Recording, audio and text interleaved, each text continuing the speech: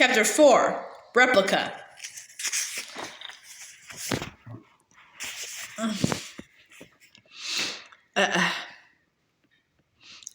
He was inside the darkness, thick and black as ink. Where am I? I can't see anything. I can't hear anything. Who am I? He could see himself. The boy looked over his body. Blue pants and a yellow shirt, black gloves and black wristbands. His hair, he could just see it. That was silver. This is me? But something felt terribly off. It didn't feel like this was his own body. Except it was. He was in it. The boy began walking. Everything around him was pitch dark. He couldn't even tell whether he was really moving. But feeling like he had to keep going anyway, the boy walked. The door will soon open, he heard a voice say. Who's there? He shouted, and then touched his own throat in surprise. That's what I sound like?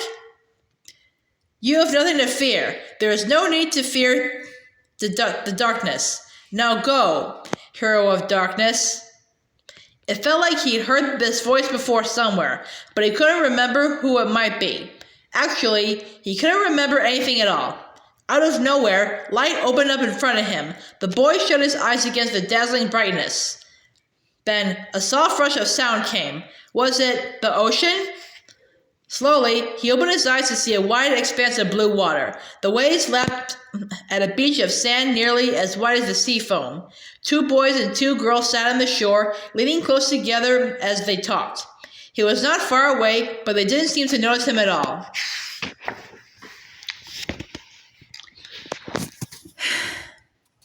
Why do we always do what Riku says? The brown-haired boy angrily sprang to his feet and ran off. Sora, wait! The red-haired girl went after him. So the brown-haired boy's name was Sora. The 2 left behind were a boy with silver hair and a girl with light blonde hair. The silver-haired boy was dressed the same as himself. Blue pants, a yellow shirt, black gloves and wristbands. Silver hair, that was the same too, and his eyes were blue. Naminé, aren't you going after him too? The silver-haired boy stood up and brushed sand from his pants. But if I do, then you'll be all alone, Riku, the girl called. Naminé replied in a tiny voice, still sitting. She held a sketchbook and crayons. I don't mind being alone, said Riku and turned away from her. But Sora has Kairi, and you've got me. Huh? Riku looked at Naminé again. A bit of color had come into her cheeks. She giggled softly. Riku, can I draw your face?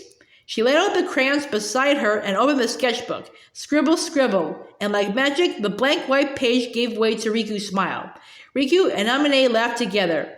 Hey, you kids, said the boy with no name. But the moment he spoke, the world spun into nothing. He slept inside a huge pod. A man in a black cloak with a hood pulled up over his head stood there. The boy opened his eyes. Seeing him awake, the man pushed back his hood, revealing long, dull blonde hair and a sallow face. Conversion, 13% complete. The 3 of them ran up the seashore. 3. Kairi and Sora and him. Wait up, Sora, he shouted. Kairi was chasing Sora and he was behind them. Maybe they were playing tag. Hurry up, Riku, Kairi called over her shoulder. It was the same name as that silver-haired boy on the beach. Am I Riku? Is that my name? Then that boy was me?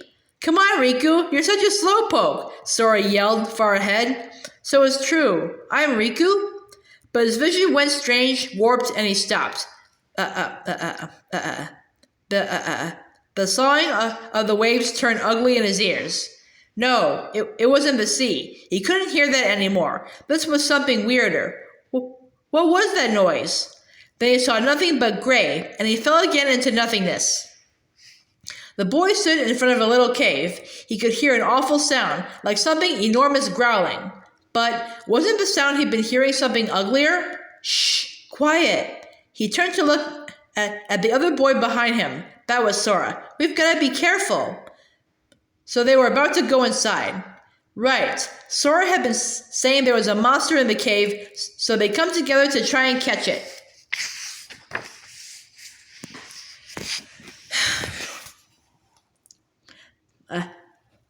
That was a huge adventure for us back then.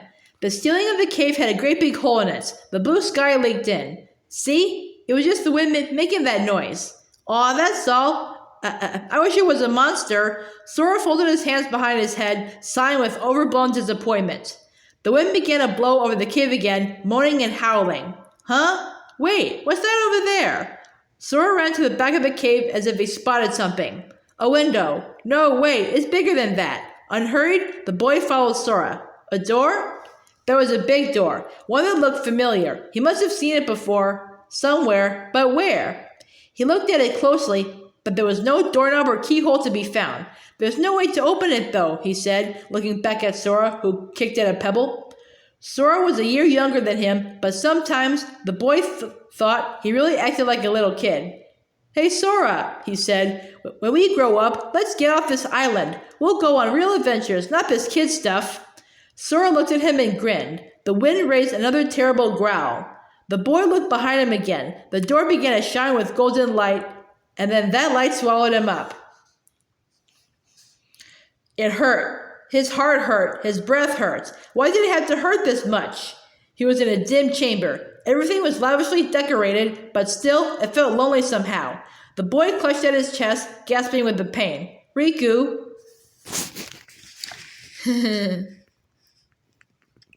There's young Riku and young Sora. Aren't they cute?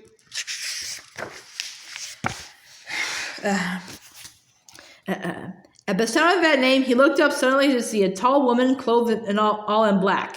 She held a staff in her hand, and her cape fluttered with every step. Some kind of awful smell was clinging to her. Remember, relying too heavily on the dark powers could cost you your heart, she said. That seems to be your problem, he tried to say, but the words stuck in his throat. Why was he thinking like that? How did he know her anyway?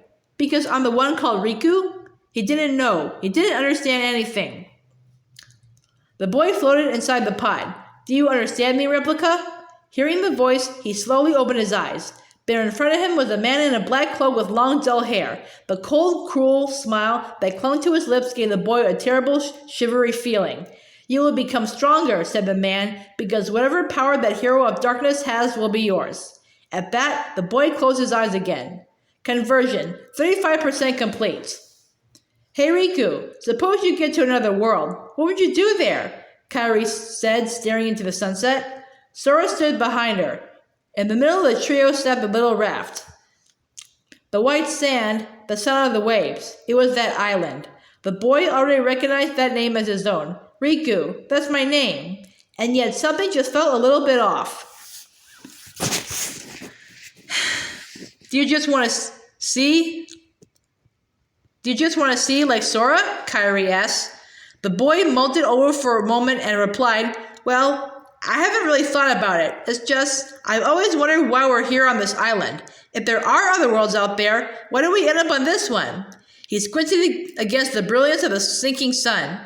And suppose there are other worlds, he went on, then ours is just a little piece of something much greater. So we could have just as easily ended up somewhere else, right? This tiny world on these little islands. He wanted to see other places. He wanted to know why they were in a place like this. That's why we need to go out there and find out. Just sitting here won't change a thing. He started walking down slowly toward the shore. It's the same old stuff, and I want to go. You've been thinking a lot lately, haven't you? The hint of sadness he heard in Kairi's voice. Was it just his imagination? Thanks to you, he said. If you hadn't come here, I probably never would have thought of any of this. Right. I really liked Kairi. She was special to me. But Kairi liked Sora. I always knew that. Thanks, Kairi, he told her. In that moment, he had really wanted to tell Kairi how he felt, but he couldn't do it. I'll make it so the girl is yours. The voice whispered to him from somewhere. He turned. Who was that? Before he knew it, the sea had turned black as ink. What is it that you want? Whoever it was seemed to murmur right next to his ear. Around him, the ground turned black too. Darkness was spreading out from him, and then it covered him completely. I'll make your wishes come true. He didn't want someone else to grant his wishes. He wanted to earn those things for himself. But back then, I wanted Kairi to be mine no matter what it took. I did? No, it was Riku who wanted that, willing to do whatever it took. Everything faded into black. It was his own room in the castle, Maleficent's castle, Hollow Bastion, Kairi, Sora. He decided he would do anything to get Kairi's heart back, even if it meant getting his hands dirty with darkness. The boy rose from the bed and walked out. If he climbed the stairs to the tall tower, he would reach the small balcony at the very top. He liked to look out on the view from there. It felt like there was a gaping hole in his heart where the wind blew through, like he was the only person in the whole wide world. The cold wind brushed at his cheeks. When he woke up, he was standing on the beach.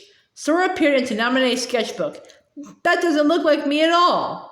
Namine looked up at him anxiously. She was drawing a portrait of Sora in her sketchbook, but apparently there was something about it that Sora didn't like. I think it does, said the boy as he looked at the drawing. It captured Sora's pouty face perfectly. It does not! Sora yanked the sketchbook out of Namine's hand. Sora, give it back! She cried, but not before Sora began ripping apart the pages. Hey, Sora! The boy shouted. Right before their eyes, the sketchbook was getting torn to shreds. You're so mean! Namine crouched down, trying to gather up the shreds of paper, but Sora shoved her and stomped on the pieces. How could you? Sora, I don't ever want to see you again, she shouted, starting to cry. Sora, I don't ever want to see you again. And then everything faded.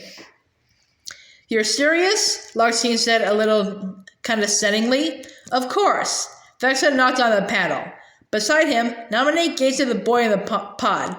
I'm so sorry. She had no idea whether her quiet murmur could reach him. Conversion. 43% complete. The boy was in a marble hall. It seemed to be part of a great big castle. Where am I? He looked around. He couldn't remember ever seeing a place like this before. A door opened, and he sensed another presence. Someone came running up to him. Riku, is it really you? That voice, it was Sora, and his own name was Riku. Repeating that name in his mind, he looked at Sora, who looked ready to run up and grab him in a bear hug, but he stopped short. The boy felt like there was a thick fog over his memory. How did I get here?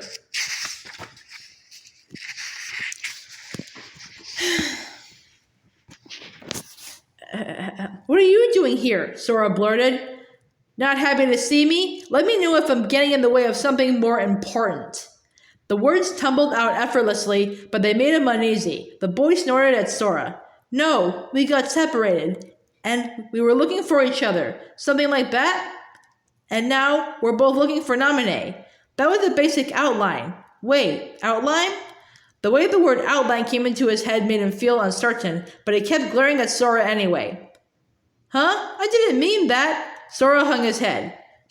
Never mind the excuses. I bet you'd all but forgotten about me. The boy was speaking about Sora, but it was really out of frustration with his own memory. Are you crazy? Sora protested. Come on, I came all this way looking for you. But you're not anymore, are you? Said the boy. Now the only one you're trying to find is Namine. You don't care about me.